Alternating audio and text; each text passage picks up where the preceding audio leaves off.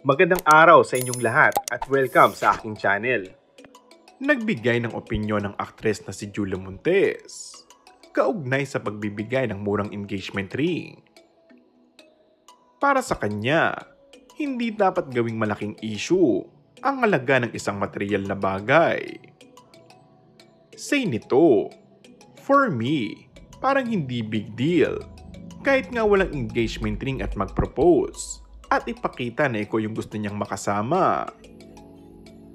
Kasunod niyan ay nagpayo ang aktres na mas mahalagang ilaan ng pera sa investments kagaya ng bahay at lupa sa halip ng mga material na bagay. In my opinion, i-invest nyo na lang ang pera nyo sa ibang bagay. Ipinunto rin ni Julia na nagkaroon naman ng halaga ang material na bagay, depende sa taong nagbigay.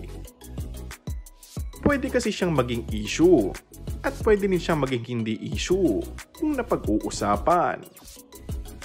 Maaalalang naging mainit na usapin online ang isang anonymous post na nanghingi ng opinyon ng netizens tungkol sa naramdaman niya nang malamang halagang 299 pesos lamang ang ibinigay sa kanyang engagement ring ng kanyang nobyo. Samantala, proud naman ngayon kung ipakita ni Julia Montes ang engagement ring nito na diamond ring na galing sa boyfriend na si Coco Martin. In fairness nga, ay hindi basta-basta dahil sa kinang at laki ng bato ay talaga namang milyones ang halaga. And that's all for our today's video. Kung bago ka lang sa aking channel ay mag-subscribe at pindutin na rin ang notification bell.